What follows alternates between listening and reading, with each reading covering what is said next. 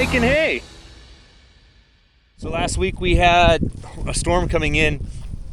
We thought it was going to rain on Thursday, so everybody was racing to get their hay cut and baled and everything up by Wednesday. Well, it came in Wednesday instead of Thursday. So like me, my neighbor, I buy all of his hay.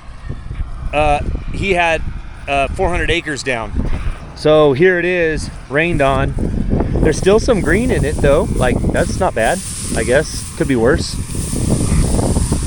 But what gets tricky, there's Nick, what gets tricky though, all this, so when it's cut, it's down real short down here. This is all regrowth. It's grown, man, it's already grown like 3-4 inches since it was cut. Like, look at this, it's huge. So they have a hard time getting it to dry out because the new hay is growing up in it. Look at this stuff, see? This was cut and it's already back. Like it was real low. I mean, this stuff's got 6 inches of growth on it. So it's extremely difficult for the harvester to get this cured out. They generally make small bales. We buy all their small bales, but there's just going to be too many of these small bales on the market. I told him I would rather have big bales, which makes him happy. He would rather make big bales. It's much faster. They can put more hay in these windrows together, and he can get in and out of this field a lot quicker rather than running all of his small balers, 2 or 3 of them. But like I say, it's not terrible. Like, it could be a lot worse, right?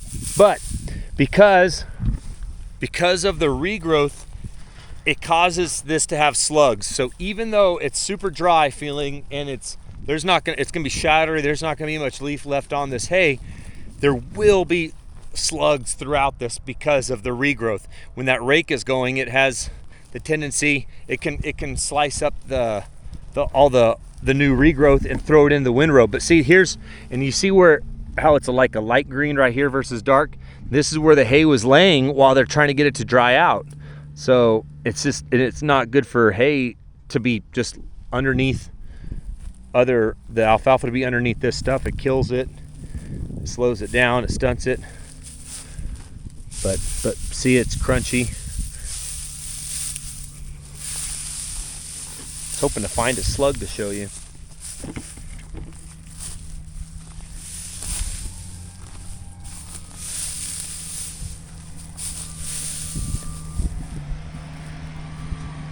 Big Bales.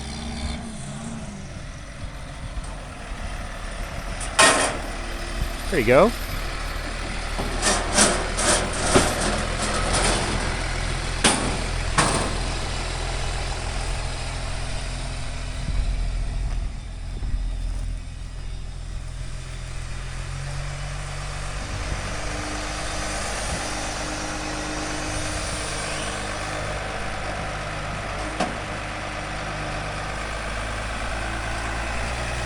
Oh yeah, push, push, push. Heck yeah. It's pretty stemmy. It's got some color, but yeah, there's not a whole lot of leaf left on that. But I think I got a buyer for it all, so that'll be all right. So here I am at the hay baled up. Here's a perfect example of that regrowth. This is fresh alfalfa. This was just growing. Here's some more. Here's some more. There's a lot in here. It's either the rake or the baler. They can both do it. It's a problem that both machines will do. And it gets in this bale and it causes a lot of problems when it comes to moisture, especially if this is up in the bale and you get a large clump of it. That's what can cause a fire. But also when you moisture probe it, it catches a false reading. The moisture is really there, but it's not the entire bale. There's more.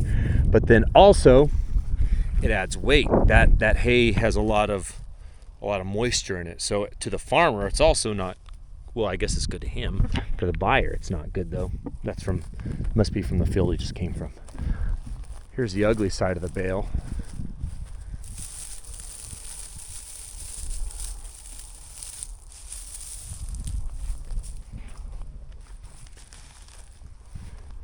This will make some cows happy somewhere. It'll probably end up in a grinder. Look, see here? Regrowth. Regrowth. Regrowth.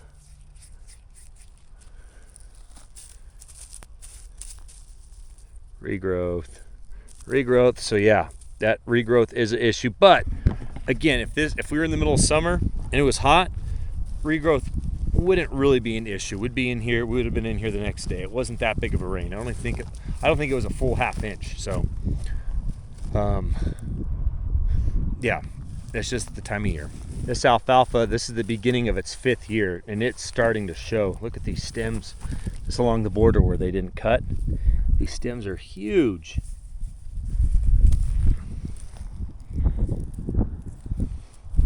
When markets are low, now the farmer's faced with the decision. Do I spend a bunch of money knowing that the difference between nice new hay and the difference between old hay, the nice new hay is not going to bring that much more? So why do I spend several $100s an acre if my yields are still good? Let's just keep making hay. Yeah, it's not the prettiest hay. It's not going to have the feed quality of the test, but why waste money? Because the market's going to be low this year. Supply and demand, there is a lot of supply. But then things could change. Weather changes. Just as of right now, there's a lot of supply. So he's faced with a difficult decision. Man, I know my stand is old. He's not happy about it, but why spend the money if it's not going to pay for itself? So hopefully we make it through the year, or some storms roll through, or whatever happens, and the supply goes down, and then he'll see, okay, I see the opportunity now. Let's take these fields out and put in some new hay. So it's a tough decision. Like, I don't want to be in his shoes, making that decision with markets right now. So yeah, I say I don't want to be in his position. I'm gonna be in his position. Well, I don't have anything this old. I guess we just went ahead and took it out at the end of last year, where he thought, oh, let's just see. I don't really, not in the mood to spend a bunch of money, because it's several hundred acres, but we're all in the position. It's not just him. All right, Brian baled some small bales, rained on hay, so I'm back in the squeeze.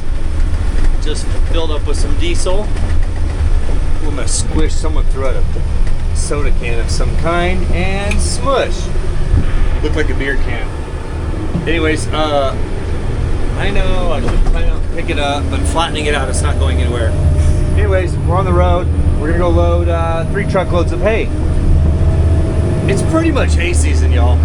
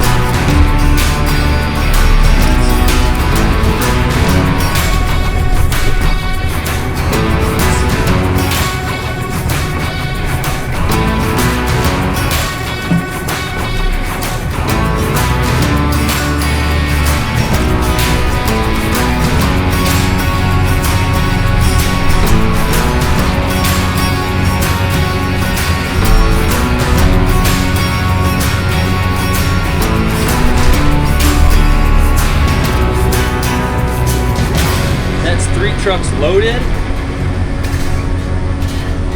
Back to the farm. I hope Leonard's able to unload them so I don't have to. We go to the office, but yeah. Back to the farm.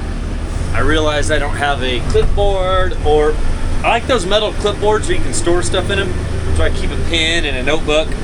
My goal is to keep a track of every weight ticket I fill out and let the office know.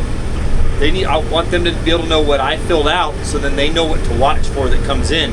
Because we used to not let them know, and so as a guest, if I filled out 20 tickets in a day and only 18 came in, they had no idea I filled out 20. So I want to do a real good job of counting and writing down which tickets I filled out, and then dropping a paper off in the office, and then they know when they come in and they see my paper says 5 tickets, and they see 5 tickets, they know they got what they needed. So that's my goal, but since this is the first field load, I'm pretty much not prepared at all. So I'm gonna go back to the office and kind of prepare a little bit better. So anyways, back to the farm.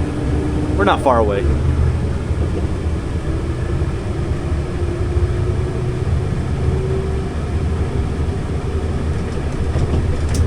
The 9300, we used to have one just like it.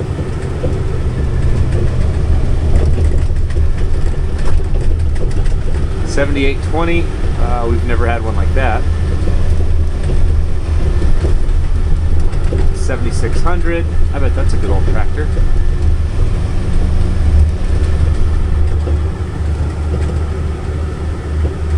$99.96. I don't know anything about cotton pickers. There's the old module builders. These things are soon to be obsolete. Lately, that's not lately, we always, for the past several years, we've been moving a lot of big bales. They're easy to handle with the squeeze when you know another squeeze is gonna unload them, or another squeeze loaded them for you. But if they're put on with spikes from the side, they call it suicide. I think because the bales can fall off sideways. I don't know. When they're put on with spikes, the squeeze, when you go in to grab them, you can just cut all the strings on it, and it can be a big mess. And I've had this deal sitting around the farm now for 10, 15 years. Well, 15 to 20 years. We've got this is bent off our old front end loader. What I would like to do is use this scrap, that's nice and thick, and make a mount for my front end loader. So when I load hay for going outbound for someone in, let's say, New Mexico or Texas, and they don't have a squeeze to unload it, we use this to load it. Or if I get some hay brought in somewhere where they used a forks to load it, I can unload it with forks. But these just, and you get in a front end loader, you're just as fast in the front end loader as you are with the squeeze. So yeah, so this will be a project. Hopefully I get to watch Drew. I told Drew, it's nice for Drew to get to where he gets to do different things around the farm, right? When you're only driving a truck, that gets boring. If you're only mechanicking, that gets boring. And he does enjoy doing fabricating, so he'll like this. But we'll have to bring there's a forklift attachment for that loader, so we'll probably set it in here side by side and see what we can't do. See, a little project. But yeah, that's the next shop project. There's a guy here in Buckeye that makes them. He makes a lot of them. Good, super nice guy. I've been to his shop, Southwest Welding. But I could buy a brand new one from him, but that's like $6,000-$7,000. I already have this. I could ask him, hey, can we trade me one that's brand new, and I'll give you this one, and take like $2,500 off the total, or $3,000, because there's a lot of work that's been done to this. A lot of material on those spikes, solid rod. So I don't know, whatever. We'll feel it out. See how it goes. Thanks for watching the show today, you guys. A lot of squeeze work. hay season's coming. It's mostly upon us, but not like we're not 100% into it. But we're so close. But thanks for watching. See you guys.